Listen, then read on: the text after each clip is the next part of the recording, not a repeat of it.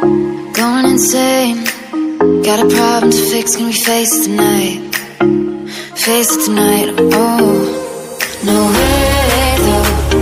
Maybe I can't let go. Maybe I thought you'd take my side, my side. No way though.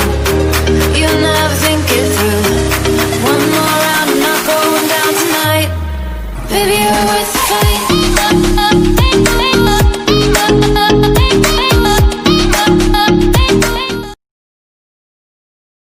Hello friends, आजिर পৰা মই আপোনালোকক কিছুমান ঠাই দেখাম বুলি ভাবিছো। এনেও মই কিছুমান জায়গাত গৈ থাকো বা কিছুমান ঠাইত ফুৰি থাকো, সো সেইখিনি ঠাইকে আপোনালোকক মই দেখাম বুলি ভাবিছো। সো আজি মই আপোনালোকক আমাৰ ঘৰৰ পৰা ওচৰতে ম্যাক্সিমাম 10 কিলোমিটাৰ দূৰত হৰগৌৰী দেৱালয় বুলি এটা মন্দিৰ আছে। সেই মন্দিৰটোত মই আজি আপোনালোকক লৈ যাম। তো প্ৰথমত মই মোৰ ফ্ৰেণ্ডৰ ঘৰলৈ যাম, দিনেশ।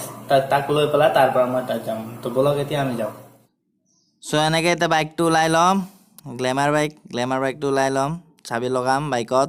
চাবি লগোৱাৰ পিছত একদম পুৰা ষ্টাৰ্ট কৰি দিম, ভুম ভুম, ফাৰ্ষ্ট ব্লক পুৰা যাম। আৰু তেনেকৈ গ'লোঁ, দিনেশক লগ পালোঁ, দিনেশকো বাইকত উঠাই ল'লোঁ। তাৰপিছত পুৰা বিন্দাছ গৈ আছোঁ। যাওঁতে আমাৰ স্কুল এটা পাম, যিটোত মই পঢ়িছিলোঁ আগতে, শিলিখাবাৰী HS স্কুল। চ' স্কুলটো বহুত দিনত মূৰত দেখা পাইছোঁ, মিছ কৰি থাকোঁ। এতিয়া আমি গৈ আছো হৰগৌৰী দেৱালয়, আৰু পামেই আৰু 3 কিলোমিটাৰ মান আছে।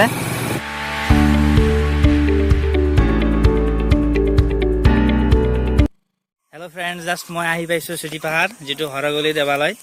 চ' মই মাত্ৰ আহি পাইছোঁ, আৰু মোৰ লগত আছে আমাৰ গৌৰবাৰে মোৰ বন্ধু মিলন ৰিমাল। তেওঁৰো এটা মানে ইউটিউব চেনেল আছে, গোৰ্খা লাইফ। কিবা ক'ব নেকি? আজি আমি আহিছোঁ হৰগৌৰী দেৱালয়, যোনটো ইতিহাস প্ৰসিদ্ধ। ইয়াত আমি আপোনালোকক দেখুৱাওঁ আজি কি আছে ইয়াত। আপোনালোকে নজনা বস্তু জানিব পাৰিব, আজি নেদেখা বস্তু আপুনি দেখিব পাব। ইয়াত ভাৰতবৰ্ষৰ ভিতৰত প্ৰথম এটাই মন্দিৰ য'ত হৰগৌৰী অৰ্থাৎ শিৱ আৰু পাৰ্বতী থকা মন্দিৰ, সতীমা থকা মন্দিৰ এটাই।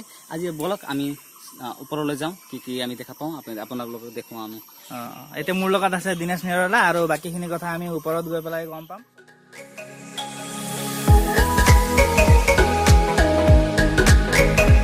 ওপৰত আছে, উঠিব লাগিব, আপুনি দৌৰিও যাব পাৰিব।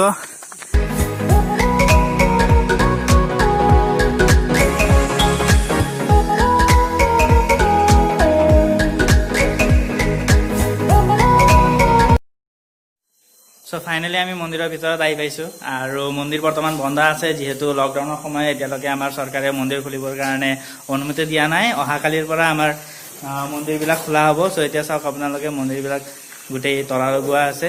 চ' মন্দিৰ বন্ধ আছে, আৰু ইয়াৰ ওচৰতে আপোনাৰ ঘৰাশিঙৰি গাঁও আছে, এইটো আপোনালোকক দেখাম।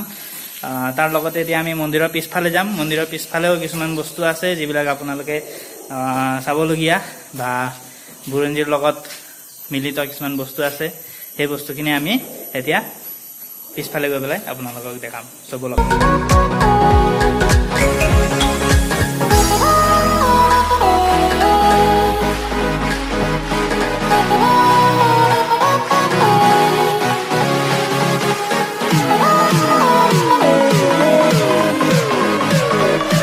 মিলন ৰিমাল, যি তেওঁ আমাক এতিয়া এই মন্দিৰৰ বিষয়ে কিছুমান ইতিহাসৰ কথাবিলাক ক'ব। চ' কওক। এই মন্দিৰটো ইতিহাস প্ৰসিদ্ধ। ভগৱান শিৱ আৰু মাতা সতীৰ ইয়াত মাতা সতীৰ অংগপতন হৈছে বুলি কয়। ইতিহাস ভাৰতবৰ্ষৰ ভিতৰত প্ৰথম এটা মন্দিৰ এইটো, যোনটো মন্দিৰত মাতা সতী আৰু ভগৱান শিৱ একেলগে আছে। আৰু এই মন্দিৰৰ উৎপত্তি কেতিয়া কোনে ক'ব নোৱাৰে। যেতিয়াৰ পৰা আমাৰ পূৰ্বপুৰুষসকল আছে, যেতিয়াৰ পৰা আমাৰ হিন্দু মানুহসকলে এই অঞ্চলত আছে, তেতিয়াৰ পৰা মন্দিৰ আছে ইয়াত। কোনো মন্দিৰ বনোৱা নহয়, কিন্তু উৎপত্তিস্থল মন্দিৰৰ এইটো। আৰু বৰ্তমান যোনটো আগতে মন্দিৰ আছিলে, সেইটো মন্দিৰটো পুৰণা হৈ পেলাই নতুন মন্দিৰটো নিৰ্মাণ কৰা হৈছে। এই মন্দিৰৰ বিশেষত্ব এটাই, মাতা সতীৰ মন্দিৰ হোৱাৰ কাৰণে যিসকলৰ ল'ৰা ছোৱালী নহয়, সেইসকল ব্যক্তিসকল বিশেষকৈ ইয়াত মাতাক পূজা অৰ্চনা কৰিবলৈ আহে। আৰু বছৰৰ আপোনাৰ নৱেম্বৰ ডিচেম্বৰ মাহত ইয়াত মেলা হয়। এদিনে মেলা হয়, আগত 3 দিনে হৈছিলে, বৰ্তমান এটা এদিনে মেলা হয়। আৰু চৈত মাহত আৰু দুৰ্গা পূজাৰ সময়ত ইয়াত 9 দিন নৱৰাত্ৰি পাঠ কৰা হয়।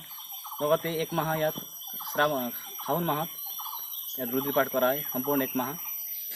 সো এনেকৈ আমি এটা সিক্ৰেট ৰাস্তা যিটো আপোনাৰ একদম শ্বৰ্টকাট ৰাস্তা ব্ৰহ্মপুত্ৰৰ লগত লাগি আছে সেই ৰাস্তাটো দি আমি তলত গৈ আছো ব্ৰহ্মপুত্ৰ নদীত পুৰা পিছল ৰাস্তাটো সো এনেকৈ আমি ব্ৰহ্মপুত্ৰ নদীত তলত পুৰা আহি পাই গলো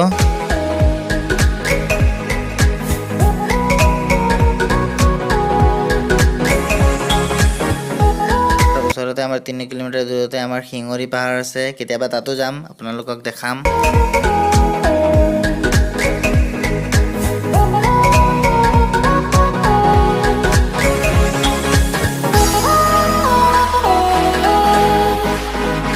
সো এনেকৈ আপোনালোকক আমি কিবা কিবি দেখাই লাষ্টত আমি এনেকৈ ওলালো বাইকটো ললো সো আমাৰ গোটেইখিনি যাত্ৰা দেখালো আপোনাক কেনেকুৱা আছে হৰগৌৰী দেৱালয় চুটি পাহাৰ আপোনালোকে কেতিয়াবা সময় পালে আহিব চাবলগীয়া বহুত বস্তু আছে সো তেনেকৈ দেখাই আমি আকৌ ৰিটাৰ্ণ হলো